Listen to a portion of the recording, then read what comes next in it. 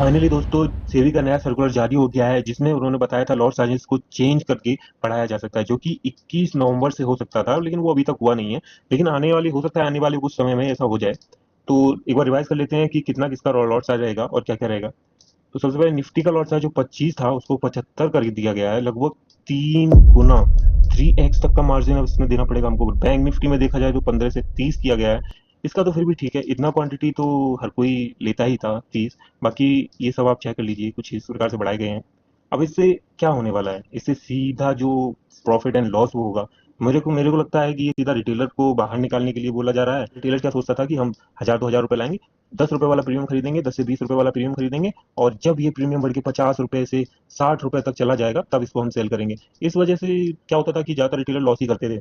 और जो pro traders हैं उनको तो केवल 5 से 6 ही पॉइंट चाहिए होते हैं, क्योंकि इनके पास तो करोड़ों में रुपए रहते हैं और ये करोड़ों में ऐसा रुपए लगाते हैं। अब पैसे कौन कमाएगा? बेसिकली ये रिटेलर तो नहीं कमाने वाले, क्योंकि 50 पॉइंट तक जब तक जाता था तब उनका लॉस ही लॉस होता था।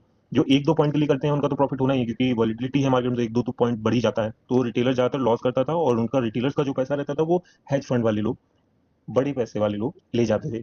फिर भी ये चाहती है कि रिटेलर्स को मार्केट से आउट किया जाए, बस इसीलिए हो सकता है कि ये नया रूल बनाया गया है, जो भी है।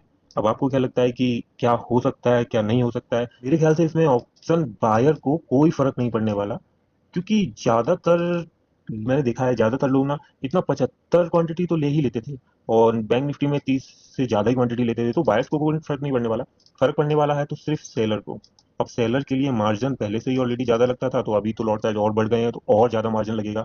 तो मुझे नहीं लगता कि रिटेलर्स को कोई फर्क पड़ने वाला है, क्योंकि अभी वो 10 से 20 हजार रुपए लेके आ जाएंगे। उनका क्या है, जो भाई एक बार किसी की लत लग जाती है ना, तो 110% वो इंसान वही करता ही है। अभी वो 1 से 2 हजार, हाँ, वो जो 1 से 2 हजार रुपए वाले थे ना, वो हो सकता है कि अब एफ में ना ही आए। एक बार ना इनके एक्सपायरीज भी देख लेते हैं, एक्सपायरीज में भी चेंजेस किए गए थे, जिसमें सबसे पहले बताया गया था कि अब वीकली एक्सपायरी हटा के मंथली एक्सपायरी कर देंगे, जिसमें कि बैंक निफ्टी को हटा दिया गया है। सबका फेवरेट जो बैंक निफ्टी था उसको हटा दिया गया है और मंथली एक्सपायरी में ऐड कर दिया गया है। तो अभी रिटेलर्स केवल निफ्टी में जा रहे हैं ज़्यादातर, बैंक निफ्टी में भी करते हैं, जिनके पास बहुत पैसा है वो बैंक निफ्टी में करते हैं।